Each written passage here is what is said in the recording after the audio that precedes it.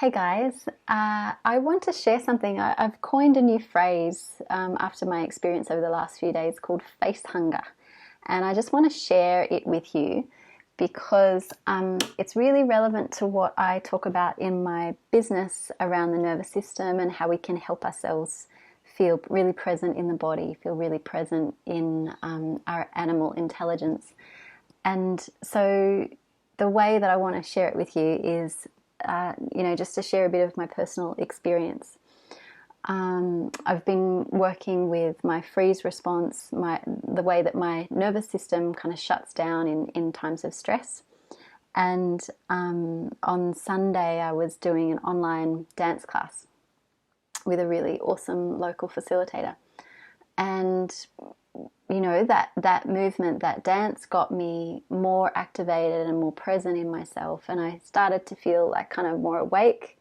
And about an hour and a half into the class, I moved over to the screen, and there was maybe 70 people on the call, and quite a few of them had their videos on. So I moved over to the screen and I started looking at all these people who were dancing, and some of them started responding and waving and smiling. And it was so obvious the response that my body had to this interaction and to these friendly faces. I could feel the way I could become more present, and there was more of a lightness in my heart. And I could just feel this like, oh, I'm so hungry to drink in these humans. And then later that same day, I went and did a supermarket shop, and you might be finding this too, but I find supermarkets a really strange place at the moment. A lot of people are walking around, averting their eyes, trying to do the social distancing thing, but really averting their eyes, or looking quite scared or, fearful as we move about these shelves that don't have everything we need. And so as I'm standing in one of the aisles, a local woman I know from my community walked past, and she was really averted, looking elsewhere. And I called out to her and she didn't respond, and I called out to her again and she didn't respond. And finally, she's like a nice distance away, and she turned around and we smiled at each other and just started to have a chat. And I could feel this same feeling in my eyes. It was almost like I just wanted to drink her in, and especially her 3D-ness in. I'm connecting a lot with people on screens at the moment. So something about that three-dimensional human was just so yummy for me. And I had the same feeling again as I'd had in the dance class. Of like, oh, this is nourishing to just take in another human who is looking at me with friendly regard. So I wanted to share that with you because there's a really specific reason that our facial expressions and our what we're communicating through our face is a really specific reason that can soothe or activate us into greater stress. So in terms of your nervous system, you have a branch called the ventral vagal branch of your nervous system, and you're probably familiar with fight, flight, freeze as responses in the nervous system.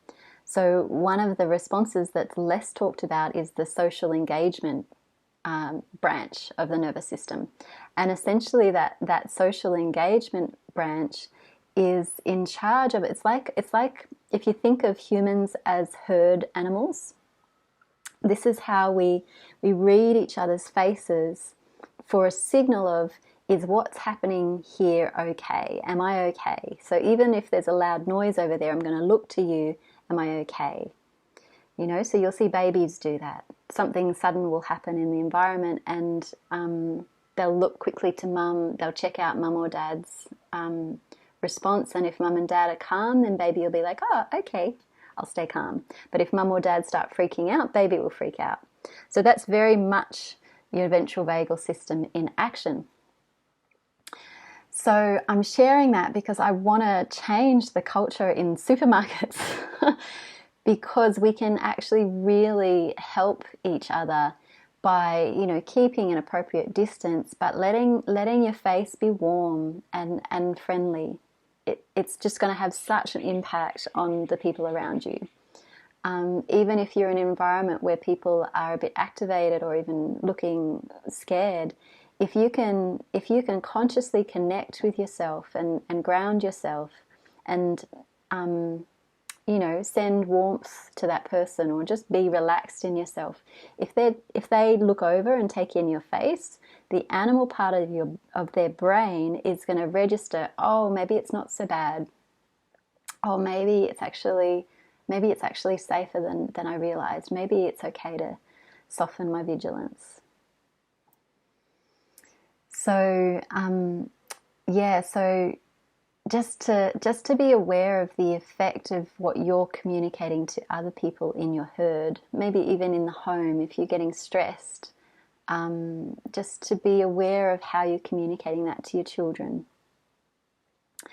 And so another note that, you know, if you're not if you don't have people in your vicinity, that what you can do to help your ventral vagal soothing response is have pictures of loved ones around you, and actually take time, so it can be part of a practice or a prayer in the morning, to just take time to just pick up a photo of them and look at the photo and just feel the love, and maybe take in the relaxed stance in that photo. Or you can have pictures of spiritual teachers. I used to use a photo of the Dalai Lama in my groups quite a bit, because he has such a loving, compassionate, calm expression on his face. You look at it and your whole system relaxes. So I invite you to try that out. Like, go look at a picture of Dalai Lama and really notice what happens in your body, in your nervous system. So I wish you well. And may your face hunger take you to some really nourishing experiences with other humans at an appropriate distance. Okay, great. So if you're looking at this on my business page, I work with people who have had enough of the